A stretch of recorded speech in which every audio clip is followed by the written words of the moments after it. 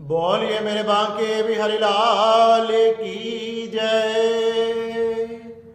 मैं विशाल शर्मा आप सभी के सामने आप सभी को षटतिला एकादशी की हार्दिक शुभकामनाएं।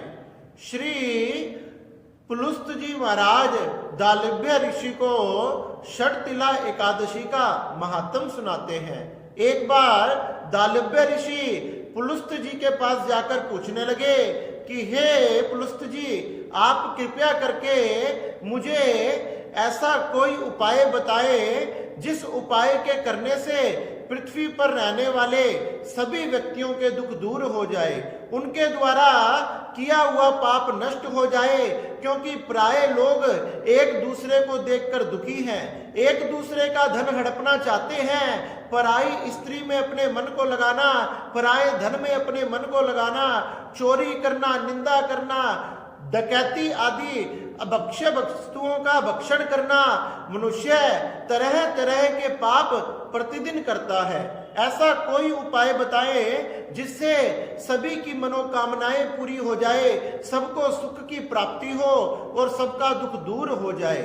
जब श्री पुलुस्त जी दालभ्य ऋषि से कहने लगे कि हे दालभ्य ऋषि, आप ध्यान पूर्वक सुनो, मैं आपको माघ मास जो अत्यंत पवित्र तथा पुण्यों को देने वाला, समस्त दुखों को हरने वाला, पापों को नष्ट करने वाला है, उसी माघ मास की षटतिला एकादशी के बारे में बताता हूँ। माघ मास में कृष्ण पक्ष में जो एकादशी आती है उसे षटतिला एकादशी कहते हैं।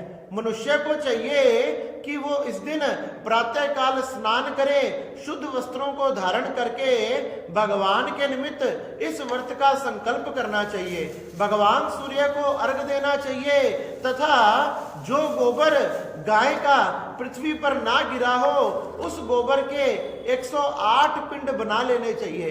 108 पिंड बना लेने के बाद उससे भगवान का हवन करना चाहिए। भगवान के निमित्त 12 अक्षर मंत्र से, नमो नारायण मंत्र से, भगवान के अनेक प्रकार के पुरुष सूक्त आदि से इस पिंडों द्वारा भगवान का हवन करना चाहिए। भगवान जनार्दन का, नारायण का, शालिग्राम का पूजन करें, भगवान को अर्घ समर्पित करें। अनेक प्रकार के फलों तथा फूलों से, तुलसी तथा तुलसी मंजरी से भगवान का पूजन करें। इससे भगवान अत्यंत प्रसन्न होते हैं। इस दिन हमने तिल में स्नान, तिल का उपटन, तिल आदि का तेल तथा तिल का दान, अनेक प्रकार से जो व्यक्ति तिल का दान करता है उसको जितनी संख्या में वह तिल को दान करता है उतने ही लाख वर्षों तक वह स्वर्ग में निवास करता है। इसलिए इस दिन तिल का विशेष महत्व है। व्यक्ति ने इस दिन तिल के लड्डू, तिलकुटा, तिल आदि जरूर दान करना चाहिए। इस प्रकार से जो व्यक्ति करता है उसका कल्याण होता है, उसे परम सुख की प्राप्ति होती है। जब दालभ्य ऋषि पूछने लगे कि हे पुलुस्त जी, आप कृपया कर कर मुझे ये बताए, क्या इस एकादशी के व्रत को किसी ने धारण किया? अगर किसी ने धारण किया तो कृपया कर कर बताएं उसका कल्याण कैसे हुआ। जब श्री पुलुस्त जी कहने लगे कि हे दालभ्य ऋषि, प्राचीन समय की बात है, एक समय नारद जी ने भी भगवान नारायण से यही प्रश्न किया था कि षटतिला एकादशी के मातम को बताओ तथा इसकी क्या महिमा है। जब भगवान नारायण ने श्री नारद जी को यही बताया था कि प्राचीन समय में एक ब्राह्मणी थी, वह भगवान की बड़ी पूजा पाठ किया करती थी, अनेक प्रकार के व्रत किया करती थी। अरे व्रत कर करके उसने अपने शरीर को बिल्कुल दुर्बल बना लिया था, उसका शरीर बिल्कुल दुर्बल हो चुका था।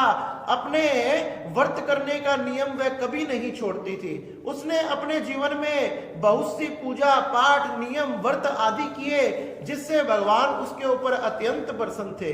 एक दिन भगवान विचार करने लगे, इस ब्राह्मणी ने अपने जीवन में अनेक प्रकार के दान किए, अनेक प्रकार की पूजा पाठ की, अनेक प्रकार से भजन किया, परंतु इसने अपने जीवन में कभी भी अन्न का त्याग नहीं किया।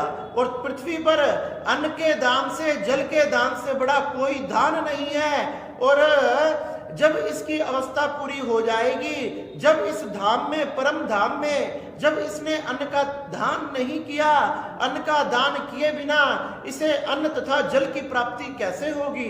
यही विचार कर कर एक दिन भगवान वेश बदलकर उस बुढ़िया के द्वार पर पहुंच गए और कहने लगे कि भिक्षाम देहि। भगवान भिक्षा मांगने लगे।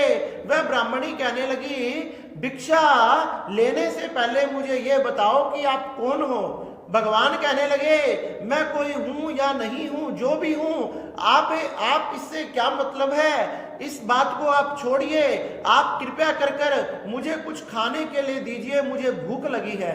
भगवान बार बार प्रयास करने लगे कि गलती से एक बार भी वह अन्न का त्याग कर दे, लेकिन उस ब्राह्मणी ने भी हट पकड़ ली। इतने सत्य नहीं बताओगे तुम कौन हो, इतने मैं कुछ नहीं दूंगी। भगवान ने बार बार मांगना चाहा। उस क्रोध में आकर ब्राह्मणी ने एक मिट्टी के डेले को उठाया, उस मिट्टी के पिंड को भगवान के हाथ में थमा दिया। भगवान निराश होकर वहां से वापस चले गए और भगवान जैसे सोच रहे थे वैसा ही हुआ। कुछ समय बाद अपने व्रत के प्रभाव से, अपने नियम के प्रभाव से सह शरीर व स्वर्ग को पहुंच गई। जब सह शरीर व स्वर्ग को पहुंच गई तो सभी देवताओं में, देवताओं की पत्नियों में, देवियों में, देव पत्नियों में खलबली मच गई कि ऐसी धर्मात्मा, पुण्य आत्मा कौन है जो सह शरीर यहाँ आ चुकी है। इस प्रकार से जैसे ही वह परम धाम में पहुंची, उसने क्या देखा? उसके चारों तरफ महल तो बड़ा सुंदर था, लेकिन उसमें खाने पीने के लिए कुछ नहीं था, न अन्न था न जल था। इससे वह बड़ी दुखी हुई। अपने महल के बाहर निकलकर जब उसने देखा तो सामने सिंहासन पर भगवान नारायण बैठे थे। भगवान नारायण के सामने हाथ जोड़कर कहने लगी कि हे भगवान नारायण, मैंने अपने जीवन में इतने व्रत, उपवास, नियम आदि किए, फिर भी इन महलों में मुझे अन्न तथा जल की प्राप्ति क्यों नहीं हुई? भगवान कहने लगे कि हे ब्राह्मणी, क्योंकि तुमने अपने जीवन में अन्न का दान नहीं किया, इसलिए तुम्हें अन्न की प्राप्ति नहीं हुई। अरे यहां तक मैं भी भेष बदलकर तुम्हारे पास अन्न की याचना के लिए गया और मुझे भी तुमने मिट्टी का वो पिंड उठाकर दे दिया, इसलिए तुम्हें अन्न की प्राप्ति नहीं हो सकती। वह ब्राह्मणी रोने लगी, विलाप करने लगी कि भगवान नारायण, मैं इस बारे में नहीं जानती थी, कृपया कर कर मुझे क्षमा करे और मुझे कोई उपाय बताए। भगवान कहने लगे, तुम सह शरीर यहां आई हो, इसलिए देव पत्नियां तुम्हें जरूर देखने आएगी। जब भी देव पत्नियां तुम्हें देखने आए, तुम अपना दरवाजा मत खोलना, उनसे पहले षटतिला एकादशी के महात्म को सुनना। अगर तुमने षटतिला एकादशी के महात्म को सुन लिया, उसके व्रत को ग्रहण कर लिया, उसके व्रत को धारण कर लिया, उसी से ही तुम्हें संपूर्ण फलों की, मनोकामनाओं की प्राप्ति हो जाएगी। उसने वैसे ही किया। महलों में चले गई, दरवाजा बंद कर कर बैठ गई। देव पत्नियां दर्शन करने के लिए आई और दरवाजा खटखटाने लगी तो वो अंदर से आवाज आई कि पहले मुझे षटतिला एकादशी का महात्म सुनाओ, मैं फिर ही दरवाजा खोलूंगी। अब उनमें से देव पत्नियों में से एक देव पत्नी ने आगे बढ़कर उसे षटतिला एकादशी का महात्म सुनाया, नियम बताए और उसने भगवान की कृपा इतनी बरसी, षटतिला एकादशी की केवल कथा सुनी मात्र थी, सुनने मात्र से उसके सारे महलों में चारों तरफ धन ही धन हो गया, अन्न ही अन्न हो गया, जल ही जल हो गया।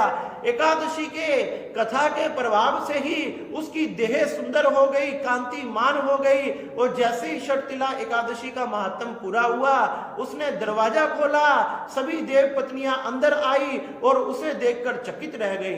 भगवान की कृपा से वह परम सुंदरी बन चुकी थी तथा उसका महल जगमगा रहा था। चारों तरफ स्वर्ण ही स्वर्ण, अन्न ही अन्न, जल ही जल। इस प्रकार से कहने लगे पुलस्त जी महाराज दालभ्य जी को, जो षटतिला एकादशी के व्रत को करता है, इसकी कथा को श्रवण करता है, भगवान उसकी सभी मनोकामनाएं पूरी करते हैं, उसके समस्त पाप नष्ट हो जाते हैं तथा उसे परम सुखों की प्राप्ति होती है। इसलिए हे दालभ्य जी, सभी ने इस षटतिला एकादशी को जरूर व्रत धारण करना चाहिए और अपने जीवन में तिल का दान विशेष रूप से करना चाहिए। जो इस एकादशी को धारण करता है भगवान उस पर विशेष कृपा करते हैं तथा उसे भगवान के परम धाम की प्राप्ति होती है। इस प्रकार से श्री पुलुस्त जी महाराज ने दालभ्य ऋषि को ये षटतिला एकादशी की बड़ी ही सुंदर कथा सुनाई।